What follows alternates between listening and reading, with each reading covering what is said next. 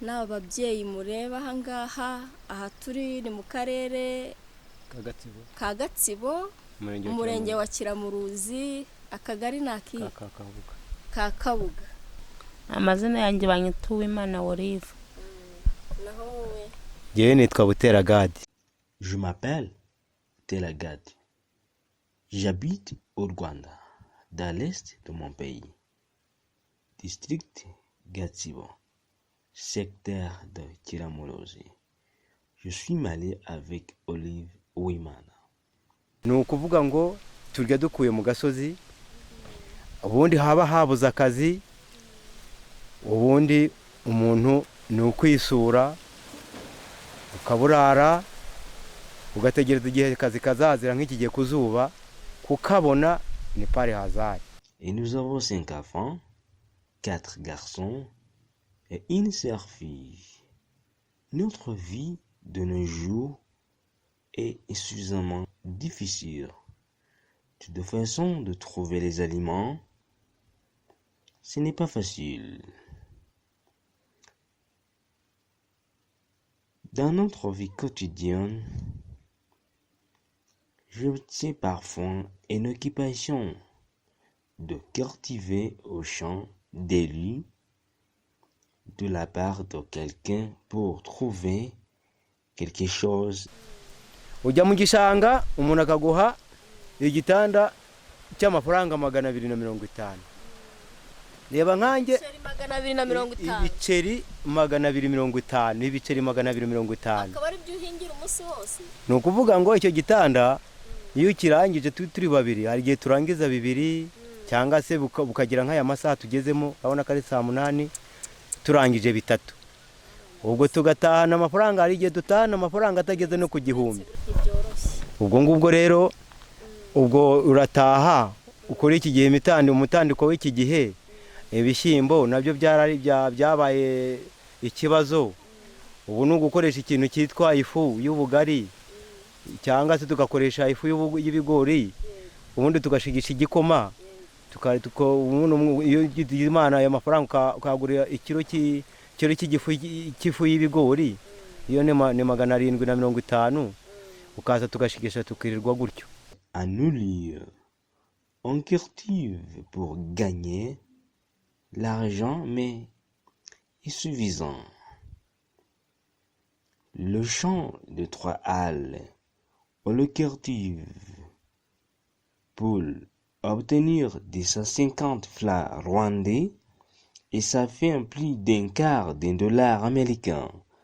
Vraiment, l'argent suffit pour bien occuper et tenir ma famille ensemble, c'est difficile.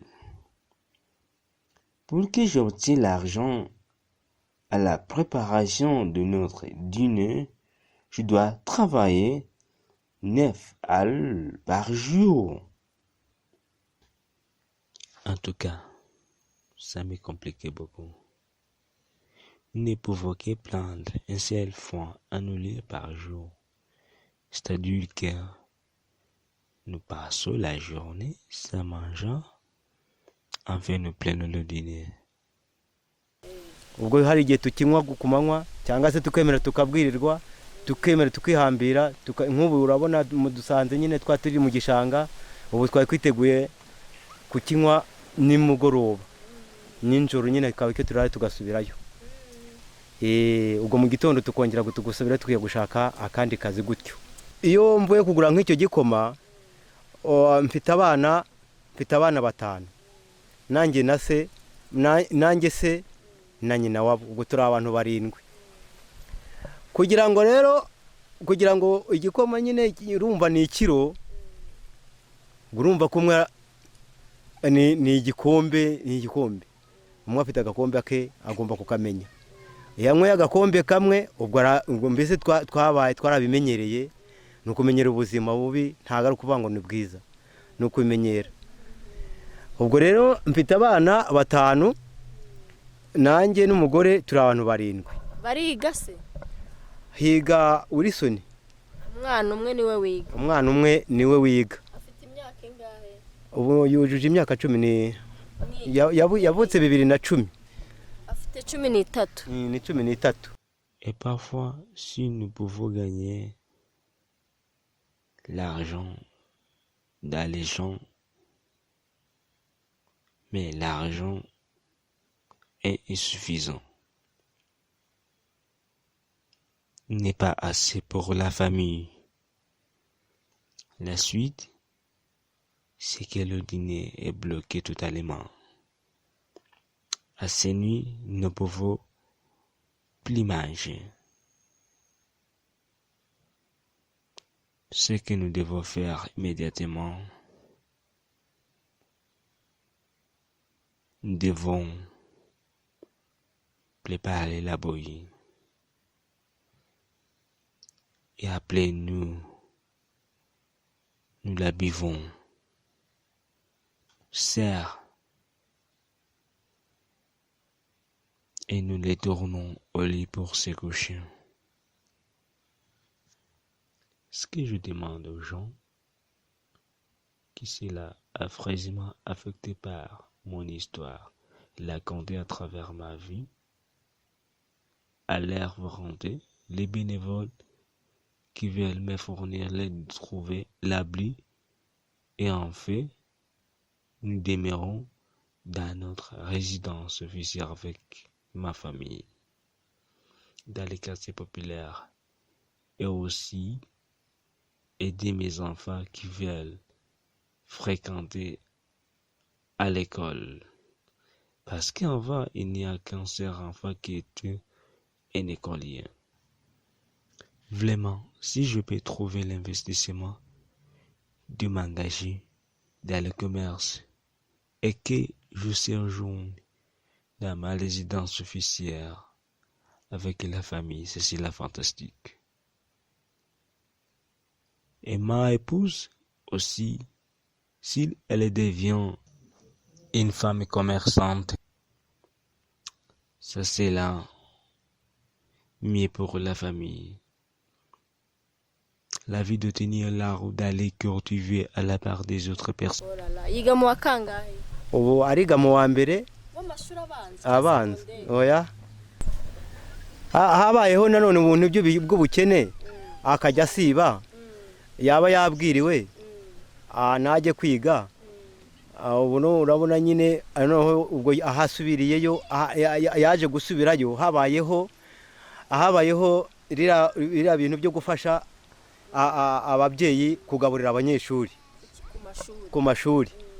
Ubwo rero nanjye byaranyorohereje, saa sita akarya, noneho ubwo cya gihe abandi banywe igikoma we akaba yabonye iyo pura. Dusobanuriye yuko Wilson yatewe imbaraga no gusubira ku ishuri kubera iri gahunda leta yashyizeho yo kugaburira abana ku mashuri, school feeding.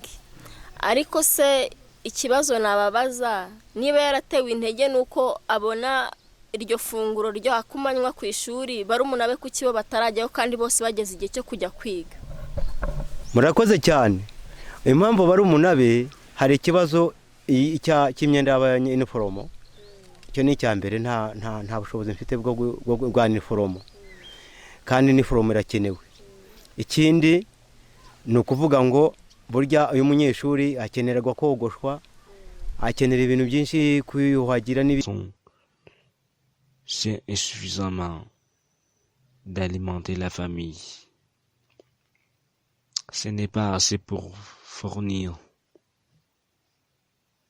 quelque chose à nous lire à la famille. Mais aussi ma épouse, il m'approche toujours dans les mauvaises situations. Ma femme aussi, elle est là, à vous la compter. Je m'appelle Olive Ouimana. Je suis l'épouse de Gadi Boutella. Normalement, le coût de la vie est plus cher. Nous voyons que toutes les conditions dont nous vivons n'est pas facile. Nous cherchons toujours les occupations, mais parfois, on se les trouve bloqués. Kuyuhagira n'ibiki byose isuku, ariko iyo ubona ibintu by'isuku ntangira ku wa mbere nkageza ku wundi wa mbere nkishakisha ibyo barya gusa. Ubwo rero nareba kuvuga ni foromo y'ibihumbi 4 5 ni pari hazari, ntago nabishobora, sinanibwe nanabishobora. Ubwo se niba ibyo bikunanira mituweli yo barayifite? Mituweli ni ikintu cy'akahebwe, nta kintu mituweli rwose byo nta nubwo nirwa mbitekereza, kuko iyo wabuze 4 mituweli wayibona gute y'ibihumbi 20 na bingahe. Ngewe kugira ngo ubuzima bwanjye buhinduke n'aba bana, ahantu ni habi. Icyambere cyo hari umubu uzamuka mu gishanga, kindi iminyorogoto iduteye inzara nayo ituruka mu gishanga. Nta kintu rero nge hano navuga ngo haza tuzabaho. Aya mbonye umuntu, mbonye udutera inkunga, mbonye umuterankunga waduha inzu tukazamuka tukava hano mu manegeka, twakwishima cyane, imibereho yabihindutse. Kuko hano hantu ni mu bwigunge, nta matara. Uko ubuzima turimo ntabwo bworoshe. Ubu ngubu iyo tubuze akazi mu gishanga, ubu ni ukuza tukicara, twabwirirwa, twaburara, tukaburara, tukanywa amazi. Ariko mbese nk'ubu tubonye nk'umuterankunga akadukura aha hantu tukava muri aya manegeka, iyo bigeze nijoro umubu uraduhira ukagira ngo ni inzuki. Mu nzu hose urabona ukuntu inzu imeze irarangaye, ntako imeze. Umubu mbese ukaturya ukatuzengereza. Ariko ubu tubonye nk'umuterankunga tukava aha hantu nabyo twabyishimira. Nk'ubu mba nkeneye kujya gusenga, ariko nkabura imyenda yo kwambara, nkabura n'inkweto, ahubwo ibyo nabyo bikanca intege. Ubwo ni bwo buzima bwa mbere. Nkareba gusiga abana hano mu rugo, nkavuga ati nshobora kugenda nabasiga hano bagatabuka mu mirima ya rubanda bakajya kurimburamo imyumbati. Icyo nacyo kikambera inzitizi mu bukene. Ubwo rero nkahitamo kugumana nabo. Urabona mu nzu nta kintu kirimo, nta bishimbo, yewe nta kintu, nta n'ikijumba, nta n'umwumbati, ntabyo. Ubwo rero ubuzima nubwo tubayeho. Ubwo tugize imana tukabona nk'ikiraka mu gishanga tugakora, ubwo ni ukugenda akazana iyo fu tukanywa igikoma, byaba ngombwa tukakirarira ku manywa, tukemera tukizirika, tukakinywa nijoro tukaryama. Ubwo mu gitondo tugakomeza n'ubundi tujya mu gishanga.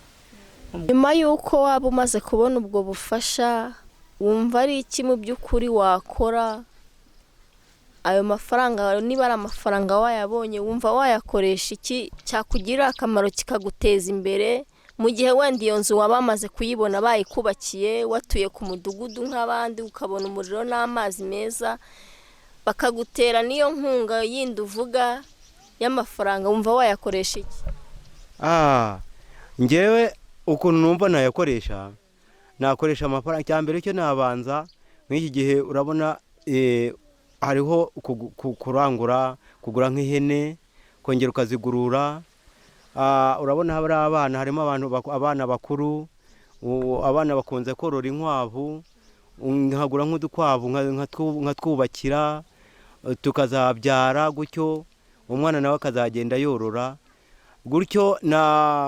Nk'uyu mudamu nawe ni umuntu ubona yafata agacuruza. Nous voulons posséder et accomplir la bonne réussite, mais il n'y a que les découragements qui nous suivent toujours. En fait, les fatigues et les inquiétudes, c'est les mains. Mais en attendant, nous voulons quelqu'un de leur volonté de nous sponsoriser à s'échappant dans cette campagne infavorable. Pour cette vie, nous voyons dans le bassin. L'aliment ne se couche pas à travers la crépuscule jusqu'à l'aube de la matinée à cause de la manque de mosquito net pour nous protéger les piqûres des mosquitons. Mais parfois, on imagine encore, on se retrouve tombé en panne de maladie sans une assurance de santé complète et suite les inquiétudes de ne pas avoir l'habilité d'une façon financière de résoudre les problèmes de maladie. Moi et mes enfants, l'habillage et les désirs fondamentaux de ce couchant, c'est comme un lèvre qui tourne toujours. On est hors de désir fondamental. Et pourtant, le concept de nos vies infavorables, nous l'apprécions un peu pour ne pas être traumatisés mentalement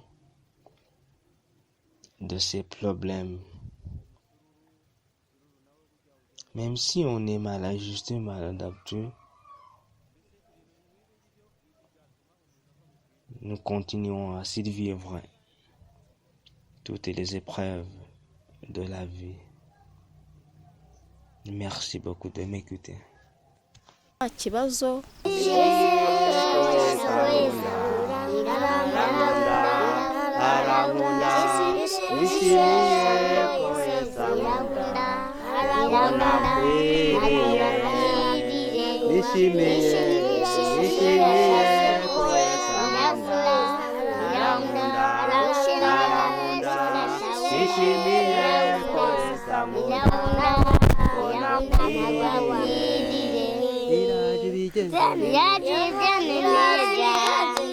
Ira